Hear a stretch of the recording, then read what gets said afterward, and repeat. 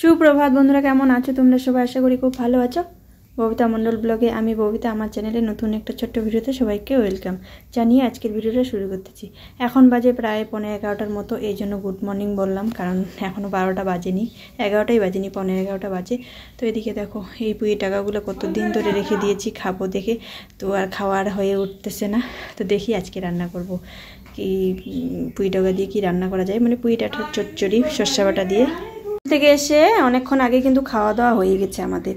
আর সকাল থেকে আজকে ভিডিও শ্যুট করতে পারিনি, কারণ দেরি করে উঠছিলাম, রণদীপের পরীক্ষা ছিল। আর দেখো খাওয়া দাওয়ার পরে কিন্তু রান্নাঘরও ক্লিন করে নিয়েছি আমি, পরিষ্কার করা হয়ে গেছে রান্নাঘর।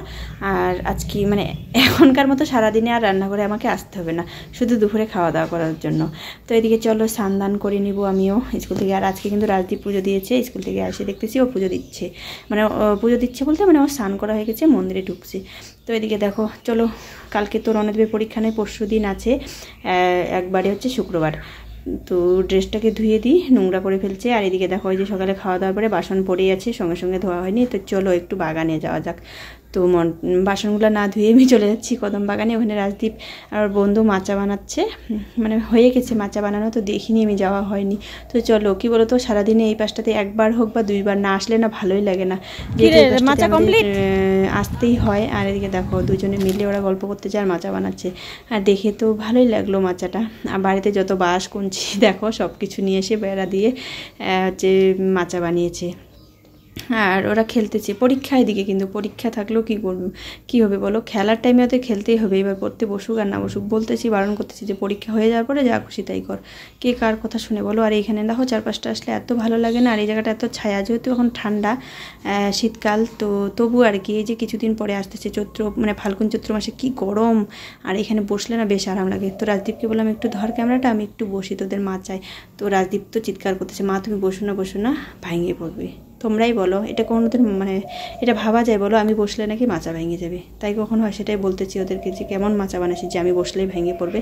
তো চলো একটু বসে বসে পা দুলাইলাম, কিন্তু আবার কেউ দেখলে পরে আবার বকা দিবে, কারণ পা দুলানো পছন্দ করে না শ্বশুরবাড়িতে এইভাবে বউ মানুষদের বসে।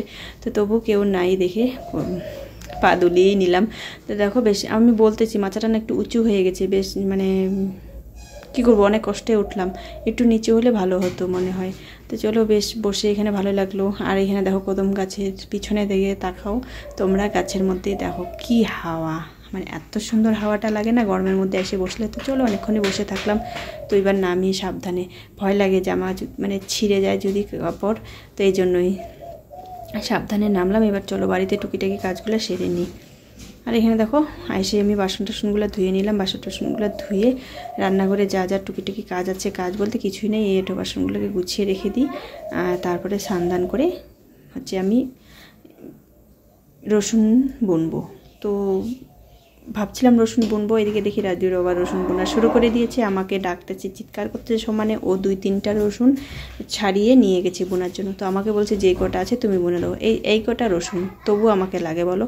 আর এই দেখো ভীমসিমের বীজ, কি বলি আমরা তো ভীমসিমে বলি। আর হচ্ছে মেথির শাক বোনা হয়েছে অনেকটাই, বলো তো জায়গা নেই অতটা, কোথায় বুনবো বলো। একটুখানি বোনা হয়েছে মেথি শাক, মানে মেথি শাকের জন্য, শাক খাওয়ার জন্য, আর অনেকটাই আছে। আর এদিকে দেখো রসুনগুলো মানে এত কষ্ট, আমি না হাত দিয়ে একদমই ছাড়াতে পারি না জানো। তো ওদিকে চলো রসুন ছাড়িয়ে দিলাম, রাজদীপের বাবার বোনাও হয়ে গেছে রসুন। আর এদিকে দেখো আমি চলে এসেছি বিকালবেলা শাক তুলতে।